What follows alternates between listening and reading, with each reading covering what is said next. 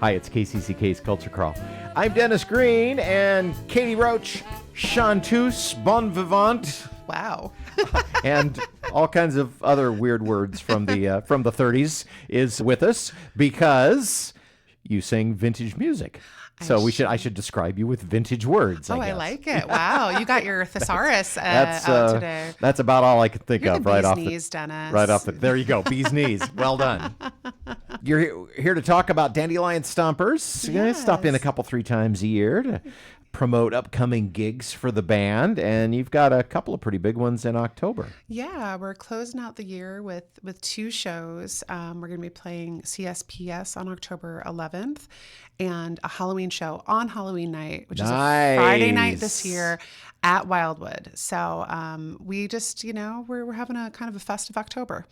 And this is the new album came out earlier this year. The second part. We told that story at length last time you were in, but just briefly, you recorded enough songs for 2 albums under the threat of a tornado that was bearing down on you as you were working. Under much duress, yes. We managed to, when you realize on the second day that you just have to, if you keep going, you get 2 albums out of the deal, you're kind of like, a little thankful to the pressure. Some people like to procrastinate for pressure. We just decided to, have a tornado do the job instead. When an act is so much a live act like you all are, it also has to be really rewarding to do a good gig and then have people lining up to buy your album.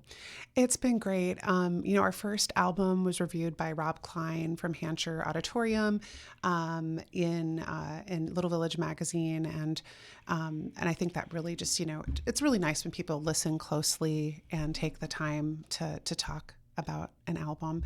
And then and so we were grateful for that local coverage. And then Syncopated Times, which is kind of the magazine that really talks about ragtime, old time music, trad jazz, which is what we play, reviewed the second album.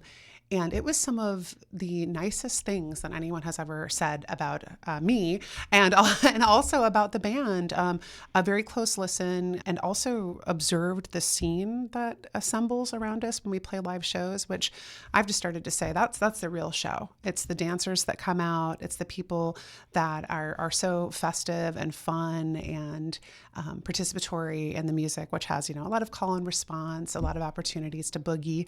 And so Joe from Syncopated Times really did a nice close listen and really researched the band beautifully. You really put on an audience participation show. It's not just you just don't sit in a row of seats in an auditorium and listen to Dandelion Stompers. Correct. Yeah. I mean, well, that era of music it's just really, really fun and clever lyrics. I mean, I feel like all jazz lyrics are pretty clever. There's something to the lyricism of jazz music that there's a lot of comedy in it. There's a lot of really fun descriptors, and then the 20s stuff in particular.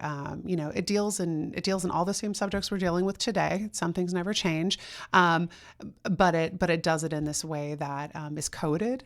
And so you're like, okay, all right, I think they're talking about drinking. This is what they really mean. I think they're talking about, the woman or the man or, the hard times. And so it's super fun. And I think, getting to play CSPS, which is just an incredible venue. What a gem, what an incredible gem regionally. And then also, I love playing there because it's one of the many places around that has excellent sound engineering. And you just, the audience has an incredible experience, and then you have an incredible experience as an artist. You just feel like you're inside. It feels like being in a recording studio, which is my favorite place in the world. When you play there, it feels that perfect on stage. So, how has the band evolved through the years? I mean, I still remember, one of your very first public performances was right on the other side of that wall. It is 100. That's 100% true. In our studio. So let's see. We, Jacob Yarrow, who was the original sax player. Was the original sax player, and he was the artistic director for Hampshire Auditorium and moved to California. And then he tapped the. but then you just tapped another Hampshire person. Well, yeah. The joke for a while is that you always had to have a Hampshire person and an English Englert person in the band, but I don't work for the Englert anymore, so we can't say that anymore. But then he tapped Devin Van Holstein, and that was wonderful because Devin just has been a wonderful player.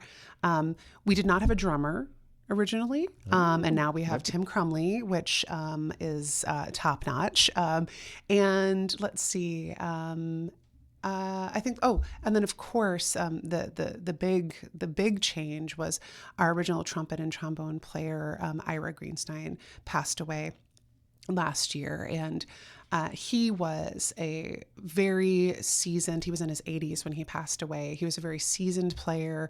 He knew every tune, and he just was, he was just a great guy and really, really, really fun to play with. So his daughter, Katie, has now started to pick, who's also in the band, has started to bring his instruments into the mix, as well as all of his little doodads. You would look back and Ira would just be holding a sign that was like, get over yourself, or like, applause, or, or whatever. I'd be like, why is everyone laughing? Oh, Ira's up to some shenanigans.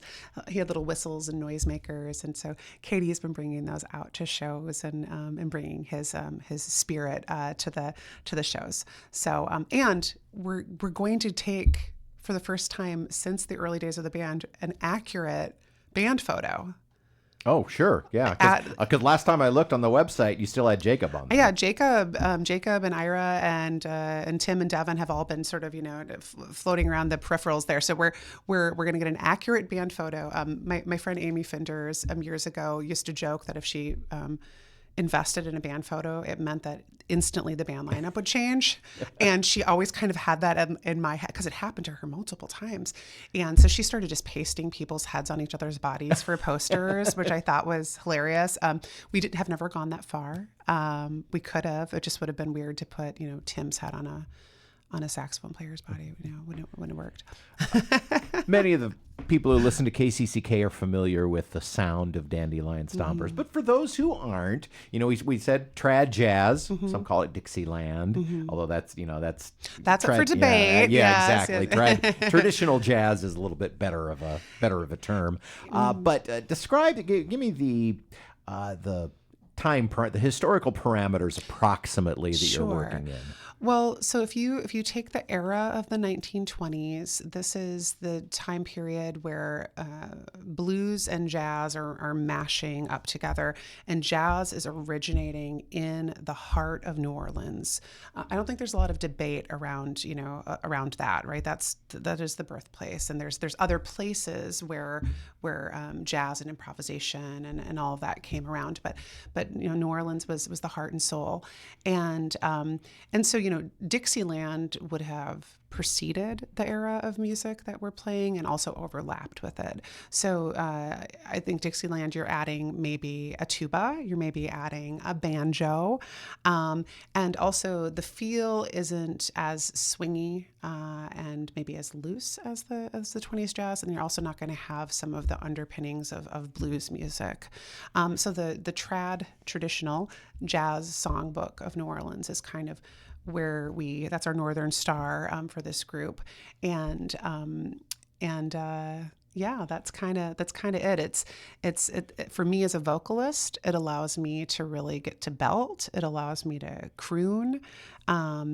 And for our horn players, it gives them a whole variety of opportunities. They're doing the back line, they're doing the front line, they're having tons of opportunities to all solo at the same time, solo individually.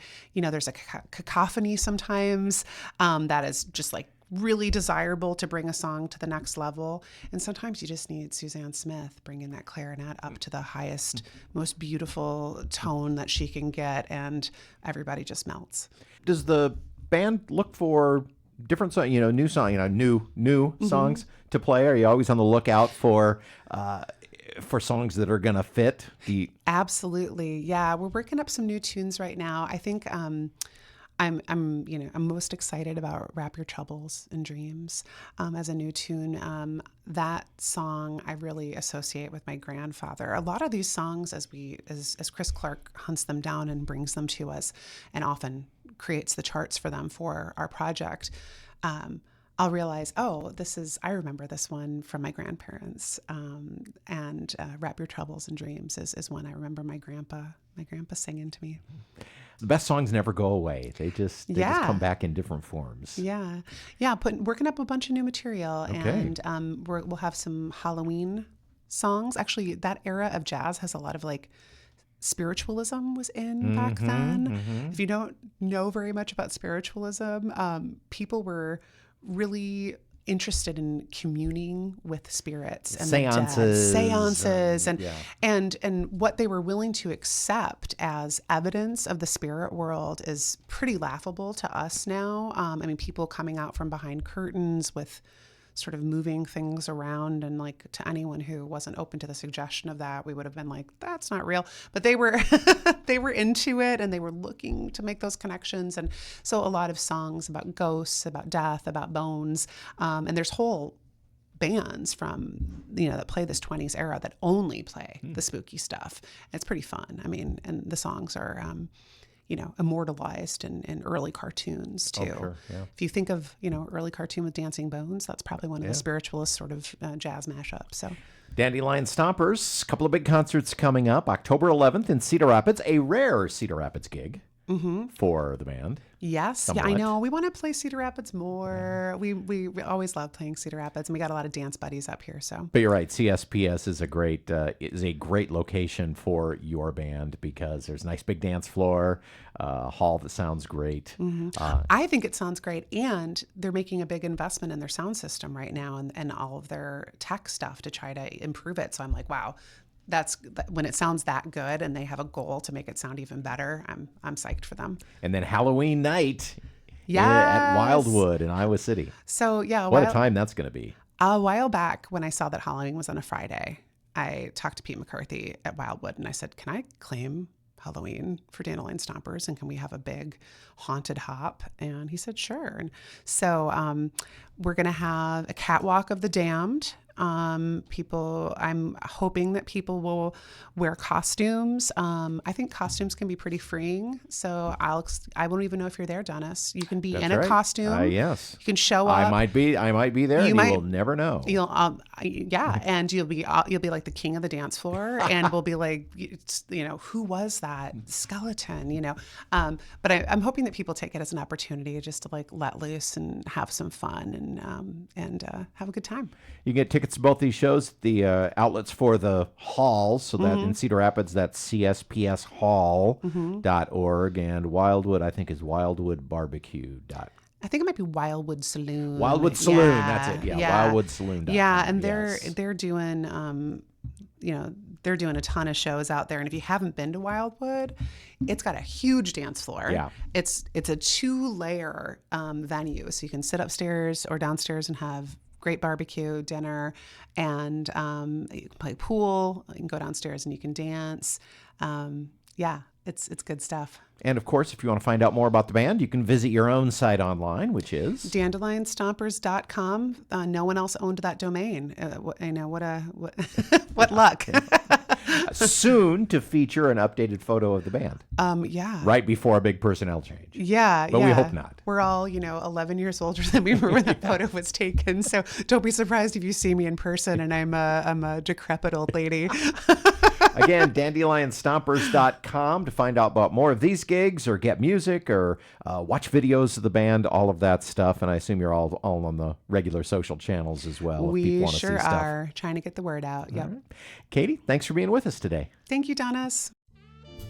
You can hear the Culture Crawl live on the radio most weekdays at 10:30, on demand at kcck.org/culture, or subscribe using your favorite podcast player. Watch our videos on the KCCK Facebook and YouTube channels. Our producer is Lydia Kilgore. The Culture Crawl theme is composed by Vivian Shanley. I'm Dennis Green, and I'll talk to you later.